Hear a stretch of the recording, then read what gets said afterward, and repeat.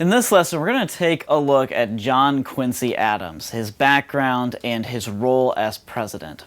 Adams, who was the son of John and Abigail Adams, was born in the year 1767, also in Braintree, Massachusetts, where the Adams clan had their home in their center. He was the son of one of the greatest intellectuals of the day and the age, as we've already talked about in previous lessons.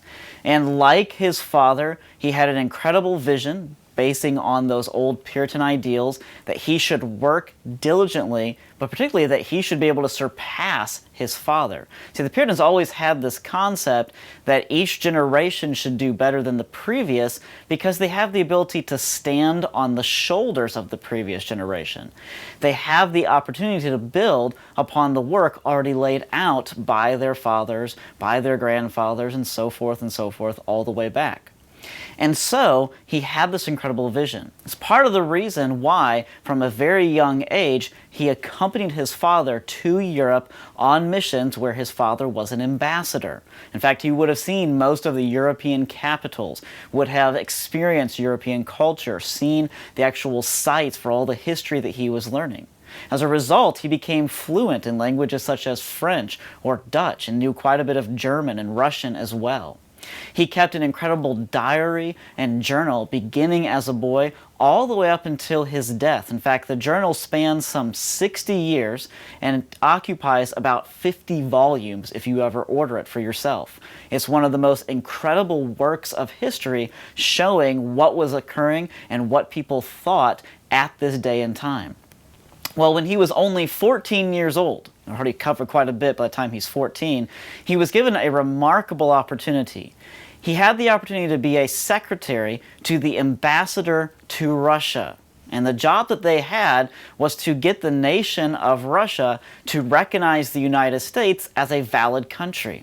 They were ultimately successful in this, but Adams himself, as a young man, was over there in Russia for 3 years, learned a great deal about politics, a great deal about negotiation, and was himself, as a young man, a key part to this national success of ours. It's rather amazing that he even had the opportunity at such a young age. He then returned home and then went to college at Harvard, and of course was quite brilliant and successful there also. Now, he eventually became a candidate for the presidency after he had served in several offices. In fact, he ran for president in the year 1824. And it was in that year that his opponent, or at least his primary opponent, was none other than Andrew Jackson, our other main figure for this. Well, during the election, which was quite intense and quite close, both Adams and Jackson finished with a great number of electoral votes, but not enough electoral votes for either one of them to claim the presidency. Therefore, the decision on who would be president went to the House of Representatives, who would have a vote to decide the matter. Now, what happens during this time is rather curious. Supposedly, John Quincy Adams met with Henry Clay. Henry Clay was the Speaker of the House at the time. He came from Kentucky. He was a great supporter of the War of 1812, and himself was known for his gambling and his drinking and his chasing after women. He wasn't exactly the most honorable or outstanding person. But whatever happened in those meetings, the result was this. Clay got the favor of the House to elect Adams as president, and Clay himself became the Secretary of State. This caused men who were quite old by this time, such as Edmund Randolph, to cry foul play. In fact, Randolph actually challenged Clay to a duel, and the two men went out and shot at each other. Thankfully, they both missed because they were poor shots. Even so, Adams proved to be quite an excellent president. He was a man who had outstanding moral fiber. In fact, what Adams did when he came into office was he appointed the best men to various executive posts throughout the land. In other words, he often chose men who hated him but were loyal to Jackson, not because of that, obviously, but because they were the best suited to run a certain government office. And so he was a man who thought about what is the best in this position. But as a result of that, because he chose men who did not support him, it was a form of political suicide. He was kind of setting himself up to not have a lot of friends in D.C. or throughout the federal government, and he was also setting himself up to not actually secure a second term as president. But those kind of things didn't really matter to John Quincy Adams because he was all about right deeds. He was all about outstanding morals.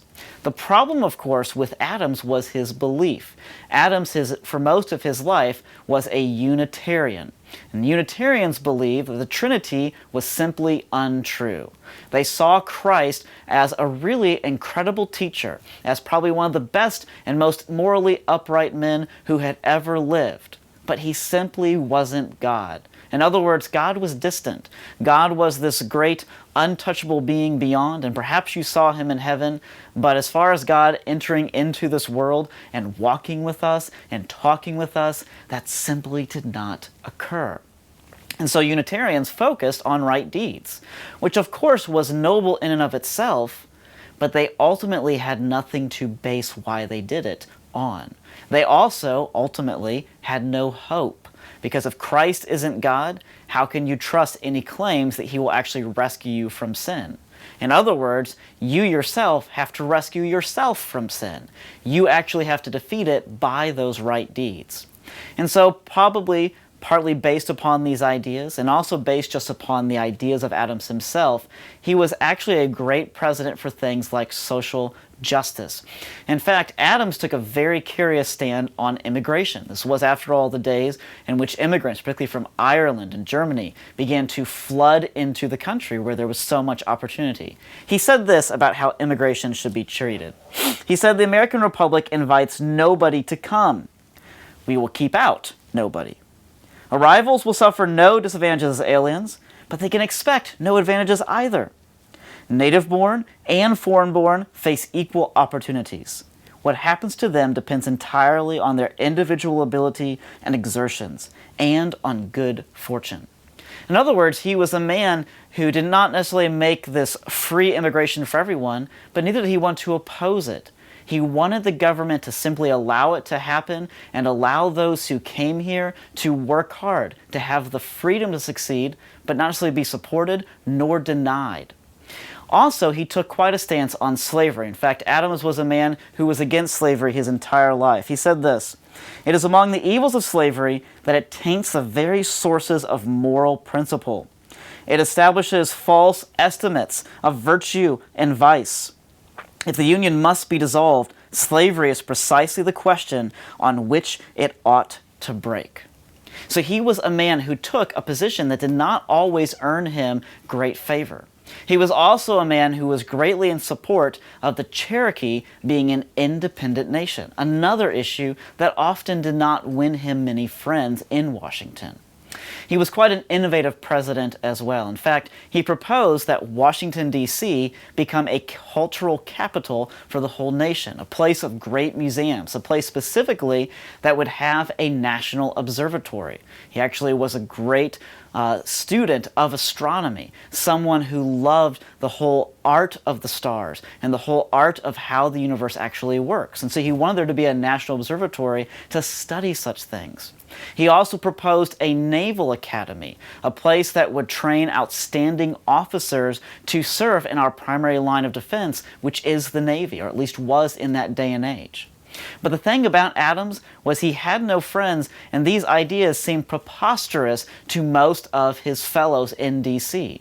And so he was often laughed at for ideas, even though they both became a reality before the century he lived in was over. Adams himself, though, was fairly thin-skinned. He often took great offense at what people said and was known for keeping a list of enemies that included everyone from his own Secretary of State, Henry Clay, to Daniel Webster, to his own Vice President, John C. Calhoun, and of course his rival, Andrew Jackson. As a result of all of these things together, his presidency ultimately was a bit of a failure. He lost the next election to Jackson. Later on, he lost a race to become governor from his home state, but he didn't retire. Normally, when you lose those kind of things at such a high level, you just go home and you start charities or something of that nature. What's remarkable about Adams was he was a man who could see beyond himself. He was a man of incredible humility. And so, instead of retiring, he saw a position for himself in the government to continue serving. And for the next 17 years, after his presidency, he served as a member to the House of Representatives, representing his home state of Massachusetts. It was there that he passed several bills trying to forbid or trying to limit slavery in the United States, including bills that tried to abolish slavery within Washington, D.C. itself, where it was prevalent. Yet he faced incredible opposition. It was during Adams' day, for example, that the House had what they called a gag rule, which meant that if you even wanted to talk about slavery on the floor of the House, you simply could not. Your freedom of speech was limited, which of course Adams argued was against the Bill of Rights and the Constitution itself. He successfully fought to get the gag rule overturned. It was one of the most daring ventures of his entire career. But perhaps what he's best known for is one of the things that happened at the very end of his life, and that was known as the Amistad case. What happened in the Amistad case was a Spanish slave ship which was carrying a group of captured Africans over to the West Indies, the area of the Caribbean that is.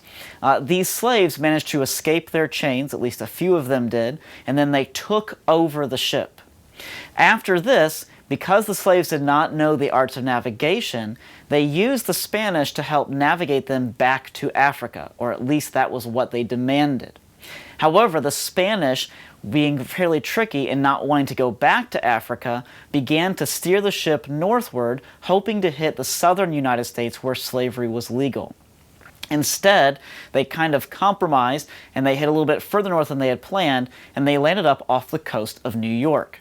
It was there that they were stopped by the United States Navy. And because, since the year 1808, the United States had outlawed the slave trade beyond the U.S. or into the U.S., these slaves could not legally enter the states.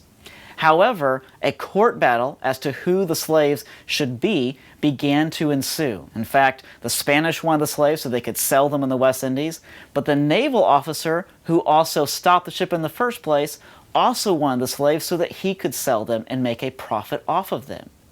Adams, however, came to the defense of the slaves themselves.